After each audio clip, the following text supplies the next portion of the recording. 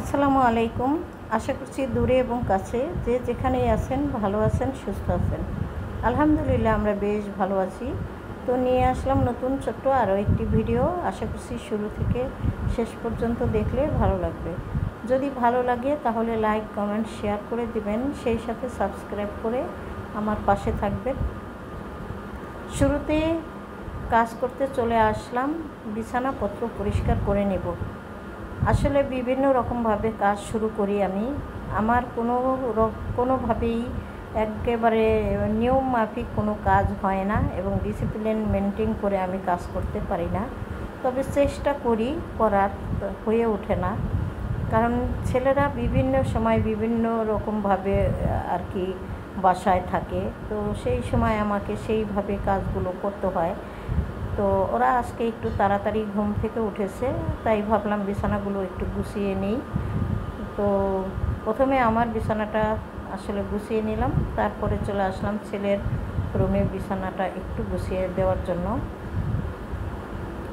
তো ছেলের রুমটা পরিষ্কার করে নিলাম একটু ঝেড়ে মুছে। এইভাবে আসলে আমার দিনটা শুরু হয়।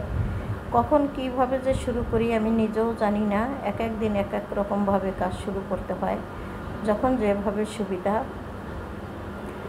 বিছানা ঝেড়ে এই রুমের ভিতরে একটা সোফা আছে, তো সোফাটাও একটু পরিষ্কার করে দিলাম।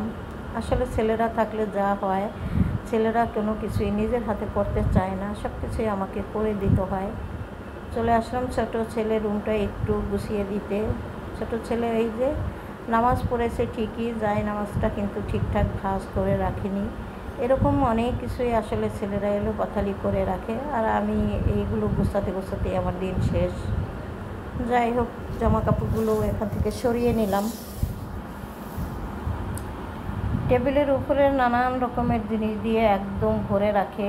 দিনের ভিতরে না হয় 3 থেকে 4 বার আসলে গুছিয়ে রাখি। কি করব, গুছালেও যেরকম অবস্থা সেরকমই হয়ে থাকে। আমি এখনই গুছালাম, ছেলে ঘরে আসলেই ওর কী লাগবে ঘেটে ঘুটে বের করে আবার এখানে রেখে দিবে। তো কিছু করার নেই, ছেলে মানুষ যা খুশি তাই তো করবে। ওরা আসলে অত গুছগাছ করার মধ্যে নেই।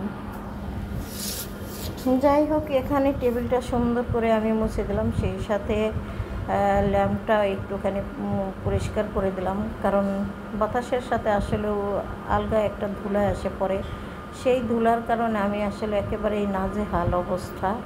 বৃষ্টি হলে ভালো হতো, তবে কয়েকদিন যাবৎ কিন্তু ভীষণ গরম।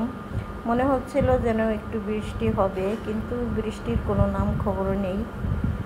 ঘরের ভিতরে এত ধুলা জমেছে। আরও একটা কারণ আছে ধুলা জমার, যেহেতু বাসায় ছিলাম না 2-3 দিন বা 4-5 দিন, তো এই কারণে কিন্তু বাসাটা একটু বেশি এলোমেলো। আমি জানি না আমার মতো বাসায় যদি কেউ না থাকেন বা ছেলেরা যদি বাসায় থাকে তাহলে বাসা কত এলোমেলো হয়, বা কারো হয় কি হয় না জানাতে পারেন কমেন্টস করে। সারা ঘর ঝাড়ু দিয়ে আমি এখানে ময়লাগুলো জড়ো করে রেখেছি, এখন উঠিয়ে নিলাম। সমস্ত ঘর ঝাড়ু দেওয়া দেখাতে গেলে আপনাদের সাথে হয়তো আপনারা বিরক্ত হয়ে যেতেন, তাই ময়লাগুলো তুলে নিলাম এবং কতটুকু ময়লা বের হয়েছে সেটুকু শেয়ার করলাম।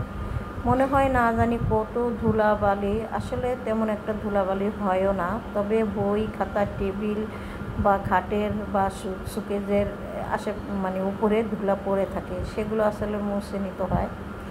আর এখানে দেখতে পাচ্ছেন এই যে দেশ থেকে আসার সময় বেশ কিছু ফল এনেছিলাম।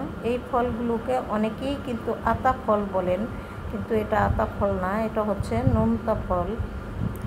আর আমার কথাটা কতটুকু সত্য, যদি কেউ সত্য কিছু জেনে থাকেন তাহলে কমেন্টস করে জানাতে পারেন।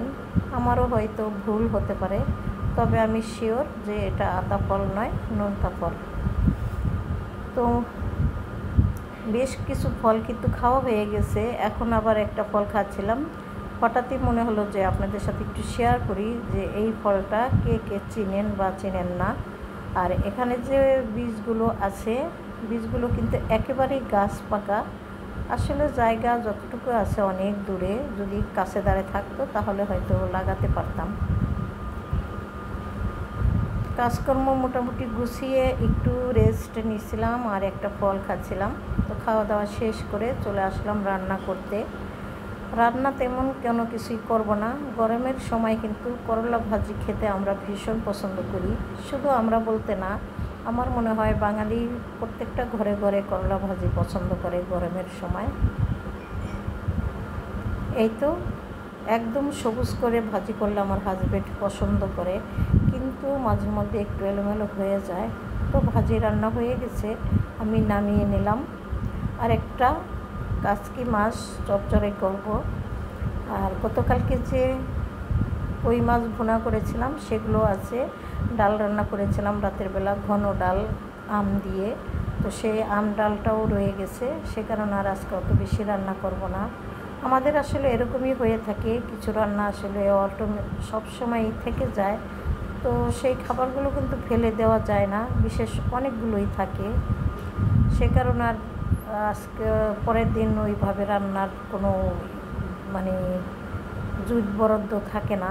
তো যাই হোক, এখানে সামান্য রান্নাই করে নিলাম।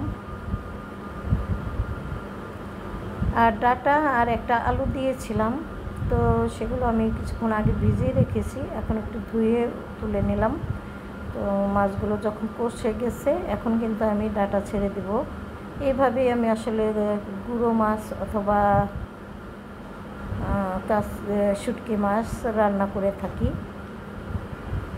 পাশাপাশি যে বাটিবুটিগুলো বের হয়েছে সেগুলো একটু ধুয়ে নিলাম। যদি অতিরিক্ত বাটিবুটি থাকতো তাহলে আমি আর এখন ধুইতাম না, ক্যামেরাটা অফ করেই ধুয়ে নিতাম। সামান্য যেহেতু সাথে সাথে ধুয়ে নিলাম।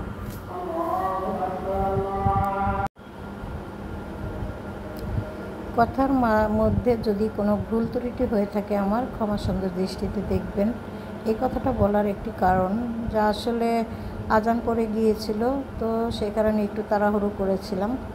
তো এইভাবে আজকে রান্নাবান্না করলাম, বেশি কিছু করলাম না। এখন রান্নাঘরটা মুছে পরিষ্কার করে আপনাদের কাছ থেকে বিদায় নেব আমি। তো সবাই ভালো থাকেন, সুস্থ থাকেন, এই বলে বিদায় নিচ্ছি। আল্লাহ হাফেজ, আসসালামু আলাইকুম।